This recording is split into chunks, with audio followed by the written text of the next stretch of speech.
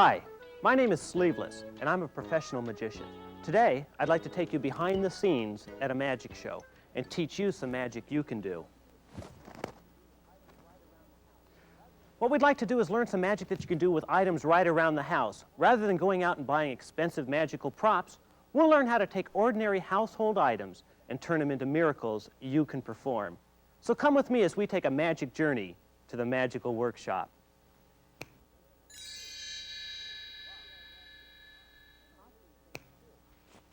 Wow, and a costume change too. Great, nice to see you all back here. We're going to learn some magic tricks now, and I'd like to start off with showing you a very, very popular trick. This is a professional version. It uses 3 small cork balls that have crocheted covers on them and 3 brass cups. And the trick is called, appropriately enough, the cups and balls. Here's the way it works. 1 ball goes on top of the center cup, cover it up, snap your fingers, and the ball drops to the bottom. Now I'll do it again, and this time I want to remind you that we are dealing with solid cups. The second ball goes on top of the center cup. They're covered again. Another snap. 2 balls are at the bottom. One last time. Here we go. The third ball this time we're going to add a slight variation. We'll put it through 2 cups, which of course means 2 snaps, making the trick twice as snappy. And all 3 balls go to the bottom. Now, a professional set of cups and balls like this could cost you upwards of $100. Or you could go down to the magic shop and buy a set like this. These are plastic cups, and for balls, little pom-poms. But what we're going to do in this course is we're going to learn how to make our own magic tricks. And we'll be dealing with styrofoam cups. We'll learn how to turn these ordinary styrofoam cups into a magic trick, and here's how it's done. The first thing you're going to need are some felt pens, of course 3 styrofoam cups, and a napkin. With the felt pens, you can decorate your cups. Now, I like to have little stars on mine and a pretty border. Now you're going to take the napkin, open it up,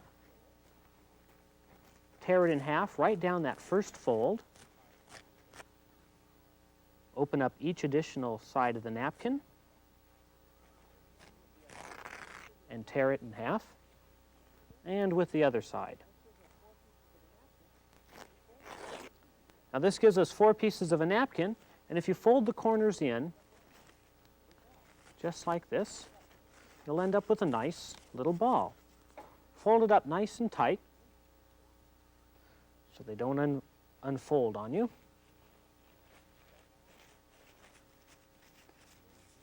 And the second one.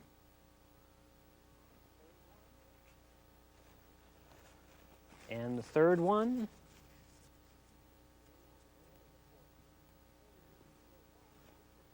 And the fourth one. I know you may be thinking, well, why are we using 4 balls when the trick is done with 3 cups and 3 balls? Actually, it just appears as though 3 balls are used. What we really use are 4 balls, and we keep one of them hidden from our audience. Let me show you how this works. After you've decorated your cups, set a mouth up on the table in a straight line thusly. Take 1 ball and drop it into the center cup. Now, take the right hand cup, put it inside the center cup, pick both of them up, and drop them inside the remaining cup. Take the last 3 balls and drop them inside. You're now going to hold the cups in your left hand as though you were to take a drink. Of course, we're not going to drink the little balls, but we're going to do a magic trick. Dump out the balls and place them in a straight line in front of you. Then, place each one of the cups, starting with the bottom cup, from right to left behind each of the balls. Just pull them down like you'd be pulling paper cups from a paper cup dispenser. 1, 2, 3. Now be careful when you set that middle cup down. It has a ball inside of it. You don't have to be fast like that because the ball won't fall out.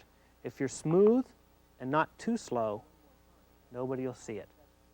Now let me show you one more time how you set the cups on the table. You're going to start with the bottom cup and put it at the right side. The center cup, smoothly gets set behind the center ball, and the last cup behind the last ball. Now I always start with the center ball, so that when it goes through the cup, it'll be the only one in the middle there. So put the middle ball on top of the middle cup, take the other two and stack them on top. Snap your fingers, say hocus pocus, or whatever you like to do to make your magic happen, and it looks as though one ball went through. Now we're going to lay the cups out again, but we're going to make one small change. The first bottom cup goes on the right-hand side.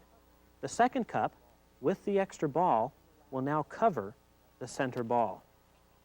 And the last ball, or last cup, goes on the last side. Pick up another ball, put it on top, stack the other two cups on top, snap again, say hocus pocus, and it looks as though two balls have traveled to the bottom. And again, when we set the cups down the third time, that center cup goes over the middle two balls, and the last cup goes down. The last ball, we're going to do something different. We'll put it on top of two cups. Now, actually, this isn't different at all, but it looks different to your audience. So the last cup goes on top, snap twice because it's going through two cups, and again, lift up all the cups, and it looks as though all three balls have gone through. Well, let me do this for you one time without showing you how it's done. Just doing the trick so you can see, once again, what it will look like to your audience. Now remember to set up the cups, place the extra ball inside the center cup, and place the remaining three balls inside the top cup. Hold them all in your left hand like you're to take a drink, and here we go. Three balls on the table, 1, 2, 3, and three cups, 1, 2, 3. Now, each cup has a little magic star on the front of it, and it's those magic stars that make the trick work. We place a ball on top of the center cup, cover it with the other two, a snap of the fingers, and it drops to the bottom. Now I'll do it again in case you missed it.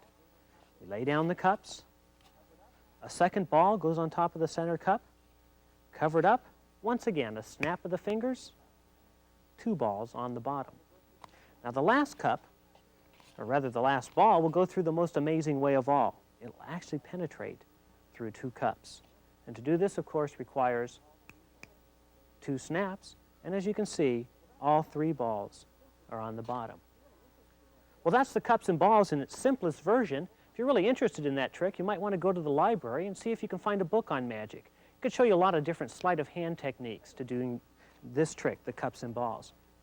Let me show you a card trick here you can do with an ordinary deck of cards. I just happen to have a deck of cards handy, and here's the way it works. What you'll do is you'll give the deck to somebody and ask them to go through the following exercises. And as they do, I think you'll be amazed at the result. First, have them cut the deck into 4 little piles. They should be approximately the same size. Pick up the first pile and deal 3 cards down, 1, 2, 3, right where the pile was. And then deal 3 cards across, placing 1 card on top of the 3 remaining piles. Pick up the second pile and do the same thing.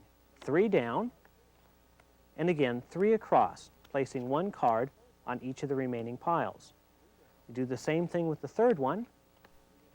3 down, and once again 3 across. And the last one more time. 1, 2, 3 down, 1, 2, 3 across. A little magic wave over the cards, and I think any poker player will realize this is a winning hand. 4 aces.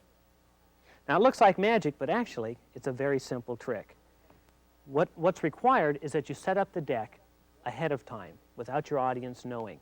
And the setup is very, very simple. Take the 4 aces and place them on top of the deck. Now, so that you may see exactly how the trick works, I'm going to place those 4 aces on top of the deck face up. Of course, you wouldn't do this when you perform the trick. Your audience will cut the deck into 4 piles. 1, 2, 3, 4. Now you're going to start with the pile furthest away from the aces. You'll pick it up and have your audience deal 3 down, 1, 2, 3, and 3 across. 1, 2, 3. The rest of the cards go back where they were. The second pile, 3 down, and 3 across. 1, 2, 3. And the third pile, 3 down, and 3 across. Now what this does to the fourth pile is put 3 cards on top of the 4 aces. So now when you deal 3 down and then 3 across, you actually place an ace on top of each pile. It's very simple to do, but I guarantee you it'll fool everyone. So let me show you one more time what it looks like without turning the cards face up. Your 4 aces will be on top of the deck. You'll ask someone in your audience to cut the cards into 4 approximately equal piles. You'll have them pick up the first pile, and just remember this, 3 down and 3 across. The second pile, once again, 3 down and 3 across. The fourth pile, 3 down and 3 across. And the fourth pile, 3 down and 3 across. A wave of the hands over the cards to make the magic happen. And there you have it, 4 aces. Very simple, easy to do, and a whole lot of fun, and I guarantee you, it'll fool folks. Well, let me show you another magic trick that you can make at home. Oh, and let me remind you, a little later I'm going to be doing a special magic performance for you to show you some of the magic tricks that's available in magic shops around the country. And I also think we're going to have a special surprise guest or two. I think you'll like that part of the show. This trick is called the Sorcerer's Papers. Years ago, before they had telephones, telegraphs, post office in order to communicate with other people, wizards and sorcerers used papers just like these to communicate with each other. What they would do is they'd write their name or a magic phrase inside this little shield. And then, well, let me show you exactly how they would communicate. The paper would be opened, and inside that paper would be found another piece of paper. And this one has arrows pointing in all the directions that the sorcerer might wish to send something. And inside the very final piece of paper was a sun, perhaps because this paper was solar powered. Well, let's send something. Let's send a dollar bill. We'll fold the dollar bill up so it fits inside the smallest piece of paper. Fold up the first piece. Fold up the second piece. Fold up the third piece. And what the sorcerer would do is he'd look off in the direction he wanted to send that dollar bill and blow it right out to another sorcerer. When the paper was opened, I think you'll find, yes, it looks like it, the dollar bill had vanished. Now you can make $1 every time you do this trick, but I'd be careful not to do it with anybody bigger than you. Let me show you how it's done. What we actually have is a double-sided piece of paper. And inside the other side is another little yellow piece of paper with the sun and, of course, my dollar bill. To make this trick, you can use some fancy paper like I have with all these arrows on it, or you can use some construction paper. It's up to you. Here's some nice colors that you could use, for example. But let me show you how to make it with this fancy paper, because I really think having the arrows and the suns and the little shield makes it kind of fun. And you can just draw those on yourself. You're going to start by taking the large piece of paper, folding 1/3 up, and then folding 1/3 down. Then the next side, and fold 1/3 up and 1/3 down, just like that. Now the second piece of paper is actually cut from one sheet the same size as the first piece of paper, so it's half size. And what you're going to do with these is try and fold them up as closely as possible to the exact same size. We want the arrows on the inside, so we'll fold 1/3 up, and then we'll take the second sheet and try and fold it right on that same line so that we have 1/3 up there. And again, fold 1/3 down, and one more time, 1/3 down, just like that. so they're about the same size. And just like we did before with the first sheet, 1/3 up, and measure here so it's the same size, and fold 1/3 up, 1/3 down, and so it's the same size, 1/3 down. Get some rubber cement or any type of glue that won't wrinkle the paper. Put a little bit on the back of one of the pieces.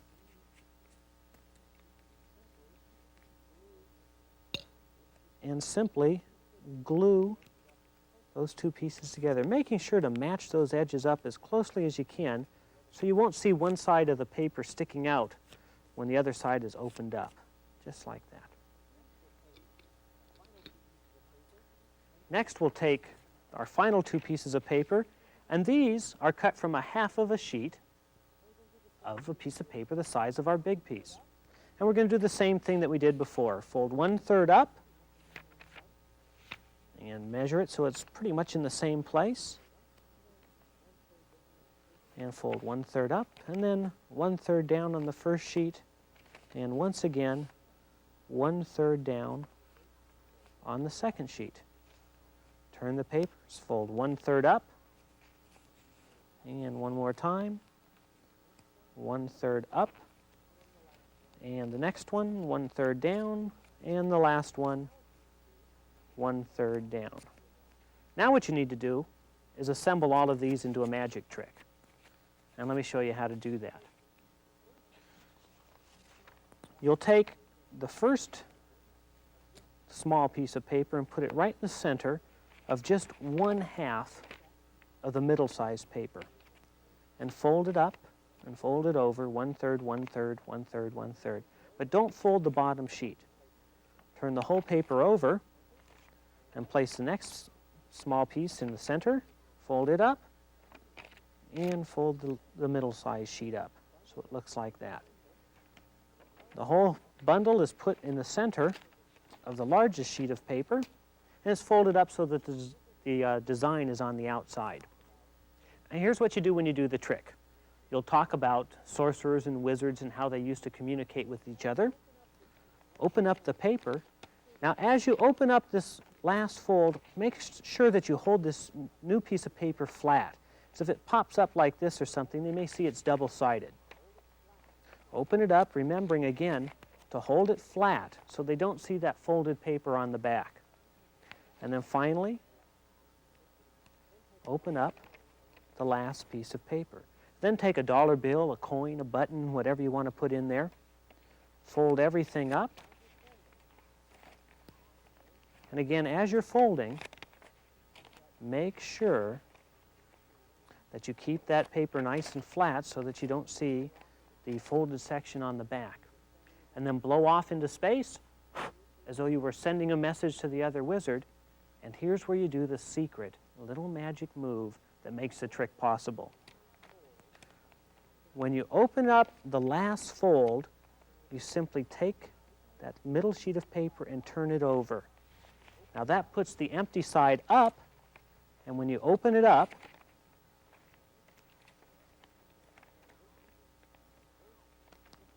if we can get it open, there it goes. Just like that, it looks as though the dollar bill has vanished. Now you can bring the dollar bill back just in case your mom or dad makes you do it, and here's how it works. Fold it up, fold up the middle sheet, fold up the outside sheet, and wave it in the air as though you're catching something. And when you do, make sure you turn the paper over, open it up, keeping it flat, and the dollar bill comes back. Well, right now I'd like to pop out of here and give you some special tips on how to make your magic more effective. Come on with me.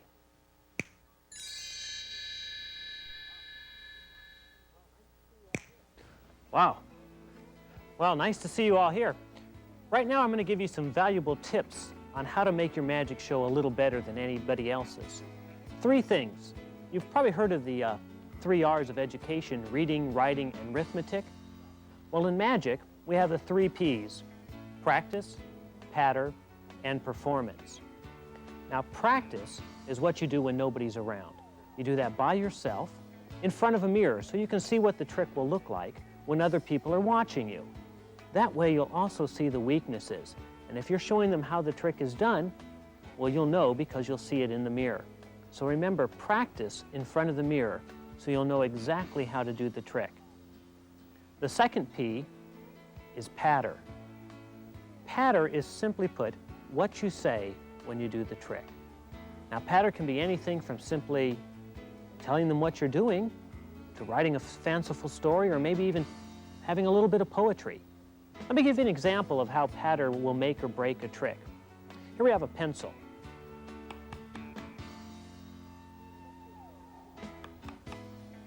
You see, when I don't say a thing, that really doesn't make any sense to you, does it? But let me add some very simple patter. A solid pencil, yet because I'm a magician, I can cause it to change into rubber. Watch. A rubber pencil. Once again, a solid pencil. You see how the patter makes sense out of the trick? So remember, your patter doesn't have to be anything complicated, but you do have to say something just to help your trick make sense. Also, remember to practice your patter. The final P is performance. Performance is your chance to be a star. Put a smile on your face, a twinkle in your eye. Get out there and show them your stuff. You've practiced real hard, you've pattered till your throat's sore, and I think it's time that you really do your best. Stand up in front of everybody, don't be afraid, don't be shy, and do the trick as best as you can. And if you make a mistake, don't worry, chances are your audience won't notice it. Just keep on going and do a good job. And when you're all done, take a bow. That'll tell your audience it's time to applaud, and after all, you deserve it. Well, time for me to get back to the classroom.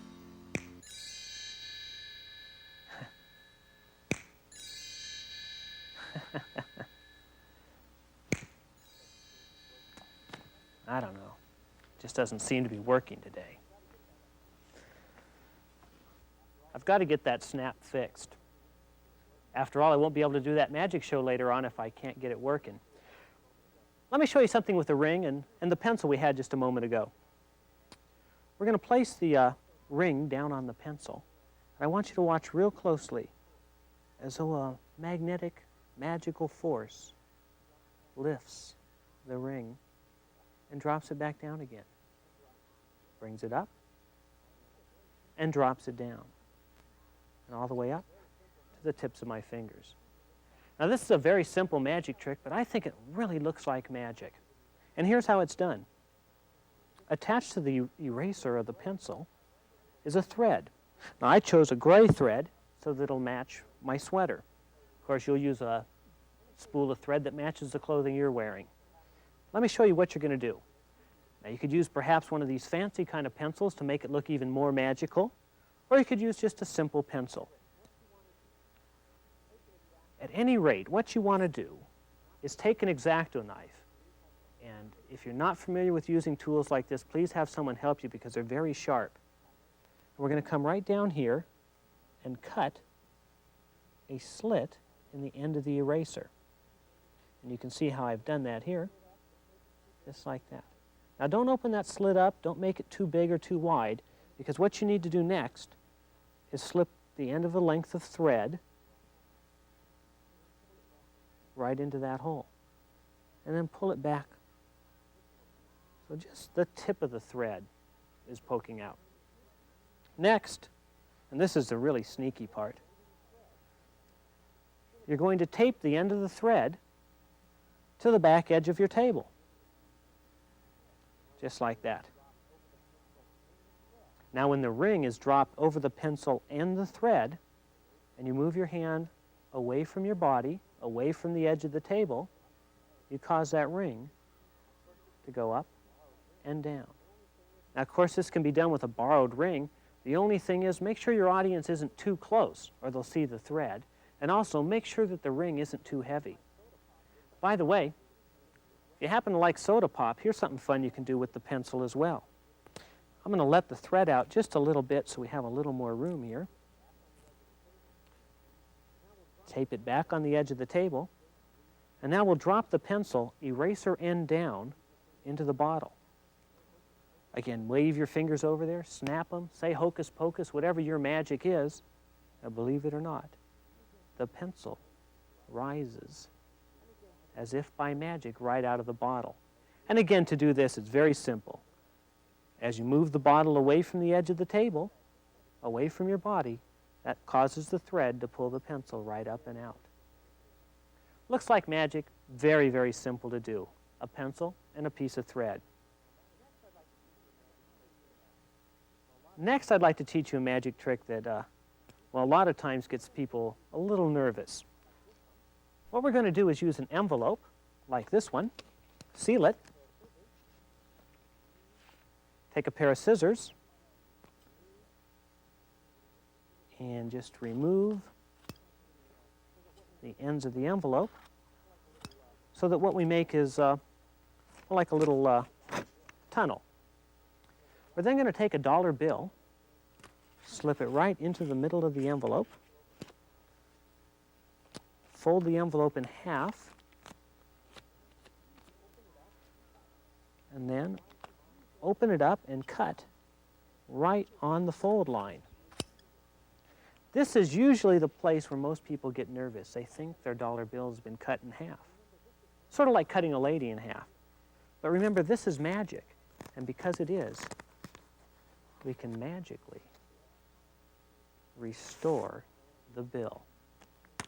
And of course, they can examine the envelope and see that there's absolutely nothing to find. Now that one's one I think really looks like magic, and I like it because people think you've really cut their dollar bill in half. Well, of course, you don't really cut it. Here's what you do. You're going to take a regular envelope, and you're going to make a small little slit in the end, just like, or in the middle of it, just like that. Now be careful not to cut all the way through the back side of the envelope. To keep from doing that, just take a piece of cardboard and slip it right down inside the envelope. Then, when you make your slit with your X-Acto knife, you won't have any trouble at all. Now, when you seal the envelope, you do have one small thing to worry about. Don't show the envelope to your audience like this. They'll see that slit and you won't fool anyone. Hold the envelope so it's flat with the table and the flap is pointing up. Then, when you seal it, you'll keep that little slit hidden. Cut off the ends. And remember, as you're cutting, don't lift the envelope up like this. Keep it flat with the table. Now here comes the sneaky part. When you open the envelope, you really only open one half. The other half stays closed. And then when you insert the dollar bill, it really ends up being half inside the envelope and half outside. Now when you fold the dollar, or the envelope and the dollar in half, and then open the envelope, you leave the dollar bill folded in half.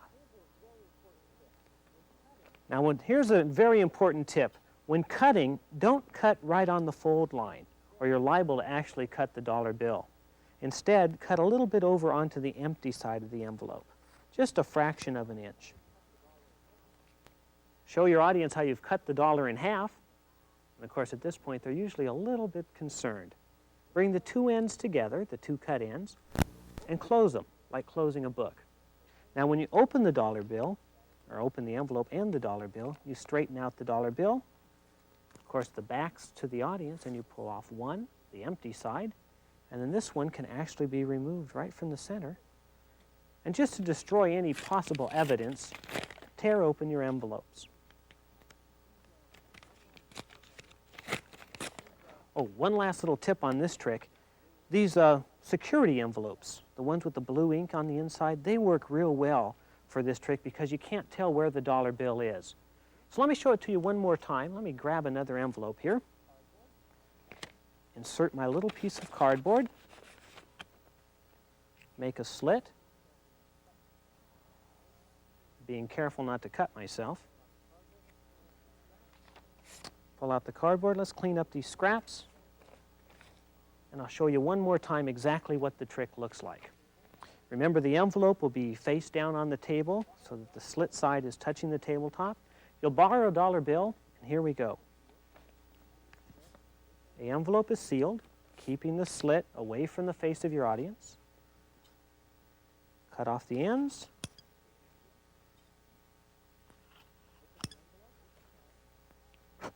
Open the envelope. Insert the dollar. Fold the envelope in half. Open it up. Cut it in half.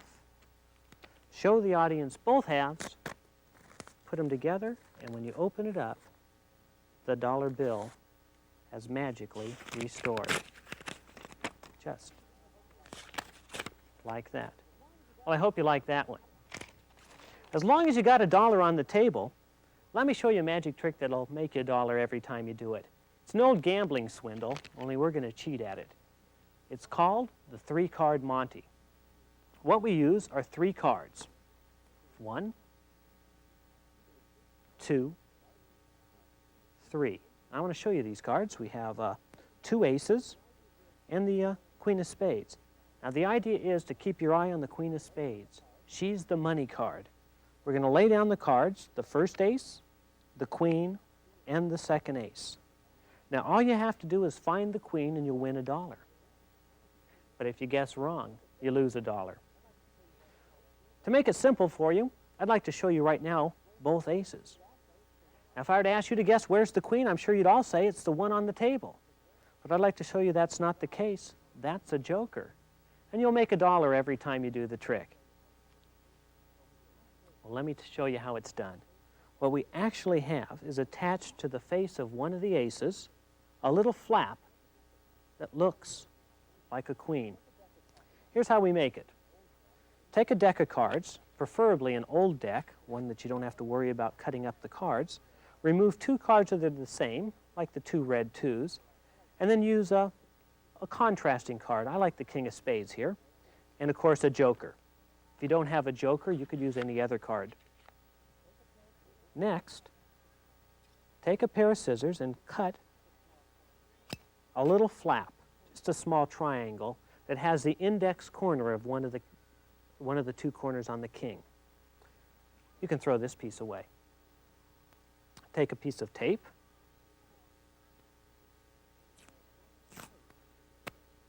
And you're going to attach the tape right along this edge of the flap card, below or along the same side as the index, the little K for king.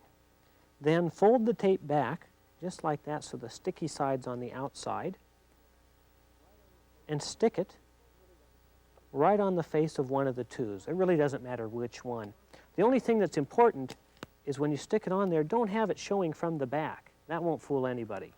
So make sure that it's on here just like this, right in the center of the card, but at a slight angle. So it looks as though you would be spreading the cards out this way. Now here's how the trick is done. You'll have your gimmicked flap card, your joker, and then your regular card. And these can be in your pocket or anywhere you like. And as you show the audience that you have 3 cards and you count 1, 2, 3, what you're actually doing is this.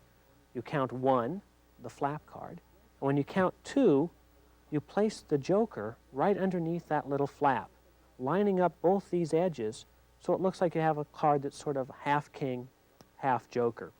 Then take the last 2 and cover the edge of the flap. Make sure that the joker isn't showing down here and that only the king is showing. You then tell your audience you have 3 cards, 2 2s and a king. Turn everything over, and when you lay the cards on the table, lay them nice and flat like this. Be careful with this flap card. When you lay them down, don't do this. 1, 2, 3. You won't fool anybody. So remember, line up the flap and the joker. Put the other card on top so that the joker isn't showing. And lay them down. 1, 2, 3. Keeping them flat with the table. Now you tell your audience all they have to do is find the king, and they're going to win. And to make it easy on them, you pick up these two outside cards, which are your flap card and the regular 2. Cover the flap with the ungimmick card, and you can show your audience that you have 2 2s. Now they're going to think that's the king, so you turn it over and show it's a joker, and once again you've made $1. So let me go through one more time and show you exactly how the trick is done, and then we're going to head off to our magic show. So here we go. What we have are 3 cards, 1, 2, 3.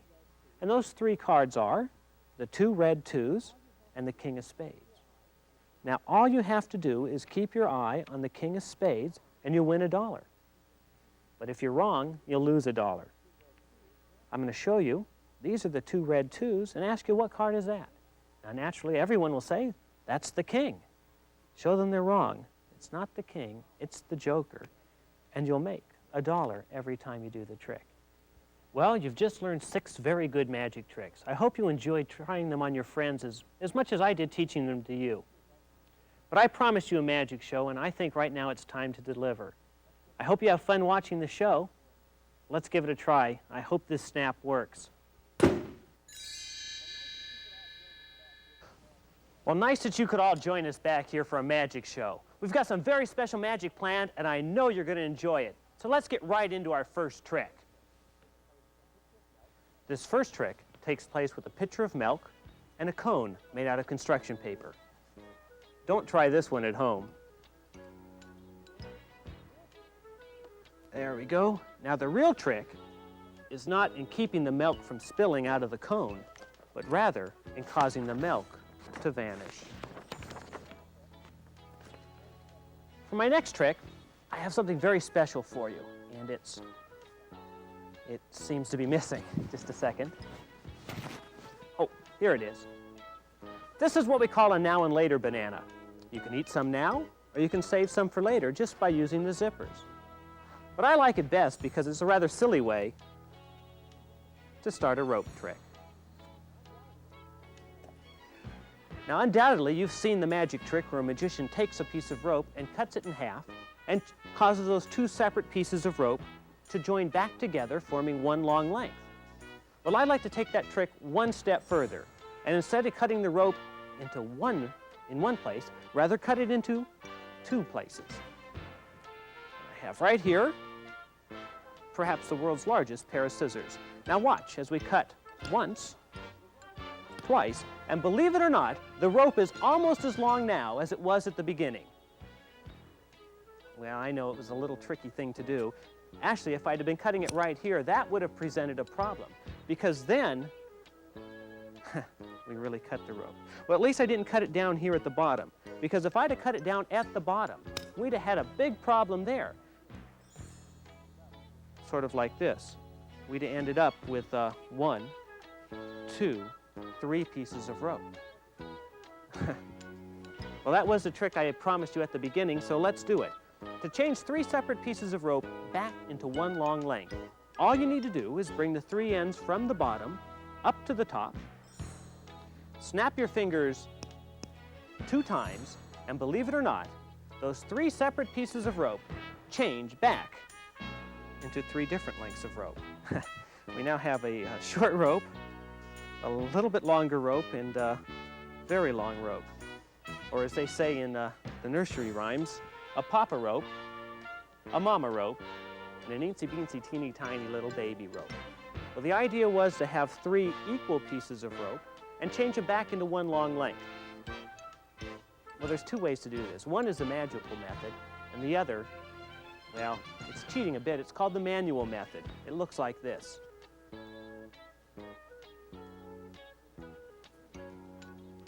I'm sure many of you are familiar with the manual method. It's accomplished by simply tying a couple of knots into the rope and then trimming the knots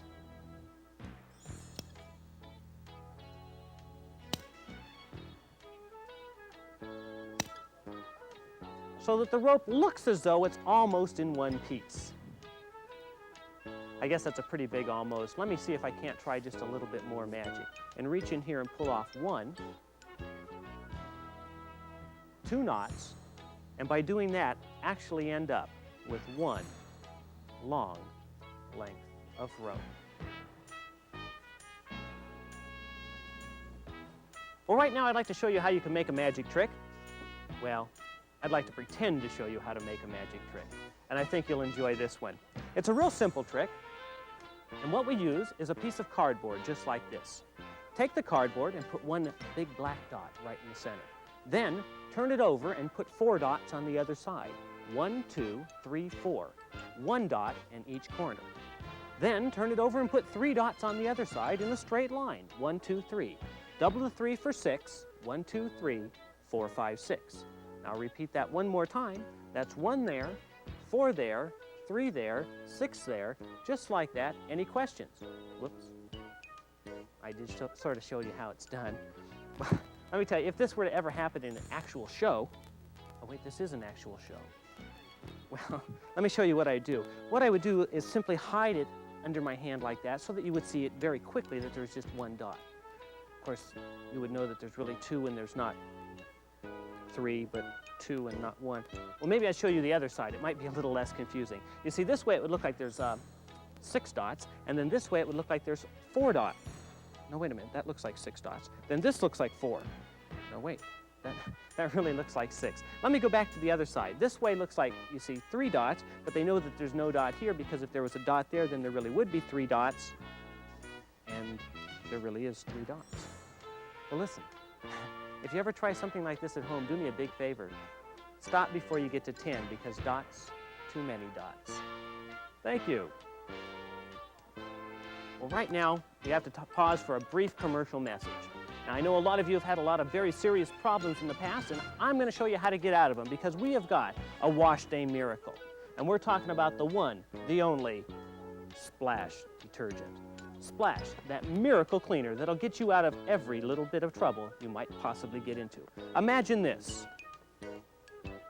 Say you've got a brand new felt pen, and it's spilled all over your father's best handkerchief.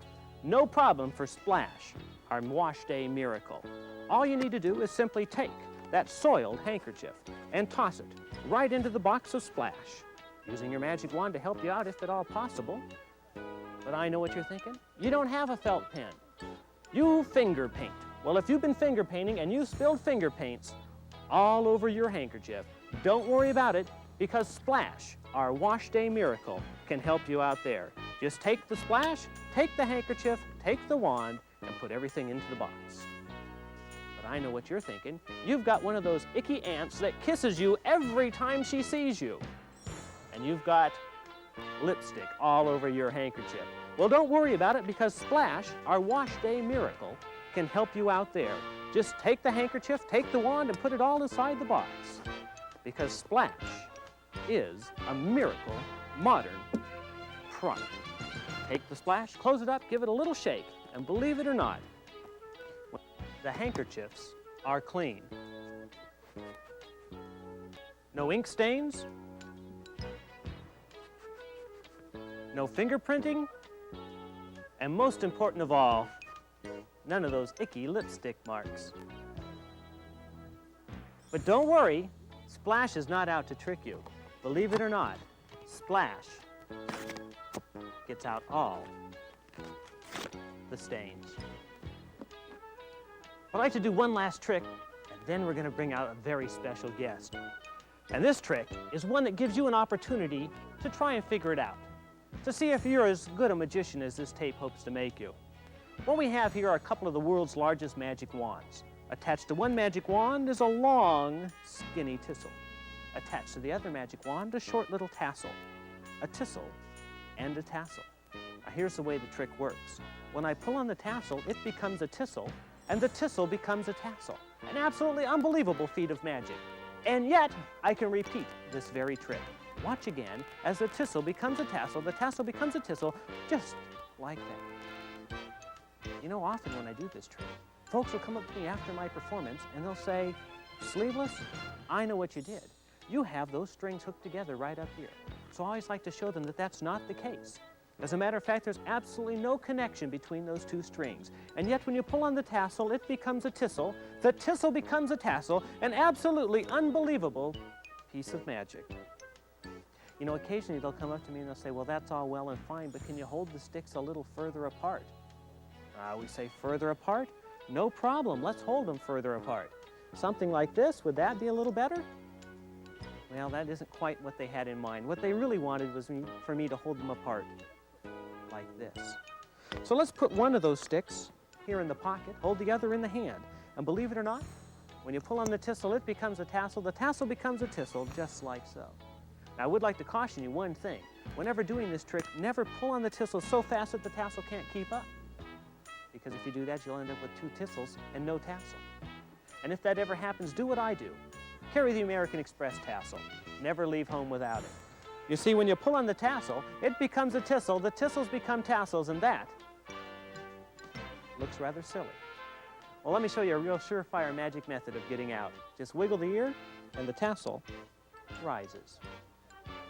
Well, like I said, we got a very special guest coming out, so let me clear the top of the table, and we'll bring him out. Well, let's use our magic wand to clear this table in a magic way. And let's bring in our magical hat.